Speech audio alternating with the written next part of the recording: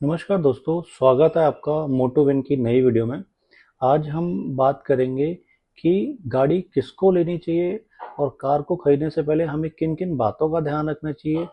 क्या गाड़ी खरीदना आपके लिए एक सही डिसीजन होगा कि नहीं होगा? तो इन सब बातों पे हम आज पूरा डिटेल में डिस्कस करेंगे, ठीक है? नई कार खरीदनी चाहिए और सेकेंड हैंड कार लेनी चाहिए, किसमें आपको बेनिफिट है और क्या एक्चुअल में कार की ज़रूरत है या नहीं है, ठीक है? तो सबसे पहले आपको ये समझना है कि आपकी रिक्वायरमेंट क्या है गाड़ी के लिए, ठीक है? कि आप क्यों गाड़ी लेना चाहते हैं। जिस टाइम आपको ये समझ में आएगा कि गाड़ी की ज़रूरत आपको क्यों है ना, तो ये आपके लिए ईज़ी हो जाएगा कि डिसीजन ले पाना कि क्या आपको गाड़ी लेना है कि नहीं लेना। पहले चेक कीजिए कि क्या आपको डेली ऑफ़िस आने-जाने के लिए गाड़ी चाहिए या फैमिली यूज़ के लिए चाहिए या लॉन्ग ड्राइव करते हैं उसके लिए चाहिए या बिज़नेस ट्रिप के लिए चाहिए। तो अगर आप डेली ऑफिस आने जाने के लिए करते हैं तो ट्राई कीजिए कि आप कॉम्पैक्ट एसयूवी या हैचबैक लीजिए। वो एक तो आपके बजट में भी होगी, ठीक है? और दूसरा, क्योंकि सिटी में अगर ड्राइव करते हो तो ट्रैफिक का और पार्किंग का बहुत बड़ा चैलेंज रहता है, इशू रहता है, तो वो आपकी पर्पज़ को सॉल्व करेगा, ठीक है? और अगर आपको फैमिली ट्रिप करना है या फिर आप लॉन्ग ट्रिप प्लान करते हो उसके हिसाब से गाड़ी ले रहे हो, तो आप प्लान करो कि एसयूवी लो। एसयूवी लो जो कि मतलब लॉन्ग ट्रिप के लिए, लॉन्ग रूट के लिए एक अच्छा ऑप्शन हो सकती है। सेकंड, आप बजट चेक कीजिए, ठीक है? तो बजट सिर्फ कार की बेसिक वैल्यू नहीं होती, आपको एक चीज़ समझना पड़ेगा कि गाड़ी लेने के बाद, ठीक है, एक तो गाड़ी में जब आप परचेज करने जाते हो तो उसमें आप ये देखो उसका इंश्योरेंस का पार्ट भी है, रजिस्ट्रेशन कॉस्ट भी है, फ्यूल कॉस्ट भी है, सर्विस कॉस्ट भी है, उसके बाद उसका मेंटेनेंस भी आएगा, टायर रिप्लेसमेंट भी होगी। तो अगर आपने ये देखा कि यार चलो मैं एक काम करता हूँ कि मैं लोन पे ही लेनी है मेरे को गाड़ी, मैं 20 लाख रुपए की गाड़ी ले लेता हूँ, तो आपको ये भी ध्यान देना है कि उस 20 लाख की गाड़ी को लेने के बाद उसको मेंटेन भी रखना है, ठीक है? हर साल उसके फिक्स जो एक्सपेंसेस है वो आने आने हैं। जैसे आपको इंश्योरेंस कॉस्ट देना ही पड़ेगा, ठीक है? जितनी ज़्यादा महंगी कार होगी उतना ही ज़्यादा उसका प्रीमियम आएगा, ठीक? सेकंड, आपका अगर बड़ी गाड़ी लोगे, ठीक है, तो उसका कहीं ना कहीं फ्यूल का भी एक्सपेंस आपको पड़ेगा, ठीक है? मेंटेनेंस कॉस्ट भी ज़्यादा पड़ेगी, उसके पार्ट्स भी बहुत आपको कॉस्टली पड़ेंगे, ठीक है? तो इन बातों का आपको ध्यान रखोगे ना तो आप सही डिसीजन ले पाओगे कि आपको गाड़ी कौन सी लेनी है। अब हम सेकंड टॉपिक पे आते हैं कि हमें पेट्रोल, सीएनजी या ईवी में जाना चाहिए या डीजल ऑप्शन ऑप्ट करना चाहिए।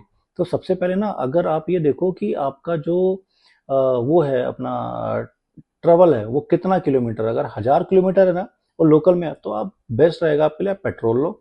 और 1000 से अगर 2000 किलोमीटर की आपकी ड्राइविंग है पर मंथ तो आप ट्राई करो कि सीएनजी करो, ठीक है? और अगर बहुत ज़्यादा रनिंग है, जैसे मतलब 4000, 5000, 6000 किलोमीटर की रनिंग है, तो उस केस में आप डीजल ऑप्ट कर सकते हो।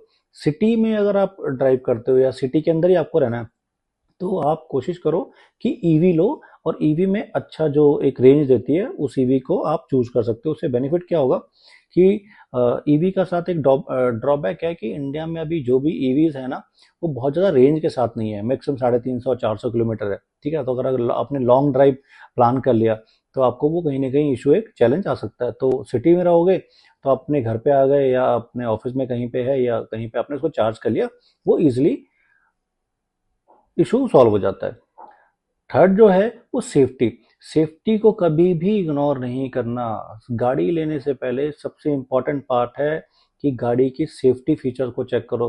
क्या उसकी रेटिंग्स हैं, ठीक है? कितने एयर बैग्स हैं, एबीएस है कि नहीं है, ई ईएससी है कि नहीं है, ठीक है? सेफ्टी रेटिंग कितना है उसका, ठीक है? याद रखो एक चीज कि एक्सीडेंट कभी बता के नहीं आता, ठीक है? तो गाड़ी जितनी सेफ होगी ना, आप कहीं ना कहीं रोड पर ड्राइविंग के टाइम पे उतना ही ज़्यादा सेफ्टी फील करोगे, ठीक है? और सबसे बड़ी बात कि गाड़ी को ना कभी भी आप फीचर के चक्कर में मत पड़ना, क्योंकि फीचर जो है ना वो दो चीज़ें हैं। एक तो आप देखोगे कि गाड़ी के अंदर जो मैक्सिमम फीचर्स होते हैं ना उनका लोग यूज़ ही नहीं करते। फीचर के नाम पे आप पावर विंडोज़, ठीक है, आपने एसी के सारे क्लाइमेट कंट्रोल वगैरह यूज़ कर लिया, ठीक है? और बहुत ज़्यादा अगर यूज़ करते हो तो म्यूजिक सिस्टम यूज़ करते हो, ब्लूटूथ कनेक्टिविटी, और जो सनरूफ है या बहुत सारे फीचर्स होते हैं ना उसको लोग यूज़ भी नहीं करते। तो गाड़ी लेते टाइम फीचर से ज़्यादा इंपॉर्टेंट रहेगा उसकी माइलेज चेक कीजिए, उसकी इंजन की रिलायबिलिटी चेक कीजिए, सेफ्टी चेक कीजिए, और सबसे बड़ा पार्ट जो आता है वो उस गाड़ी का, उस कंपनी का, जिस कंपनी की आप गाड़ी परचेज कर रहे हो उसका सर्विस नेटवर्क कैसा है। तो इन चीज़ों को ध्यान में रख के गाड़ी प्लान कीजिए, ठीक है? और गाड़ी जब डिसाइड कर लो, अपना बजट देख लो, सारे फीचर चेक कर लो, अपनी रिक्वायरमेंट आप देख लो, उसके बाद जो अगला स्टेप है वो आप टेस्ट ड्राइव जरूर लो। टेस्ट ड्राइव में आप जब टेस्ट ड्राइव लो, और टेस्ट ड्राइव में ना आप मॉनिटर करो ड्राइविंग कंफर्ट है कि नहीं।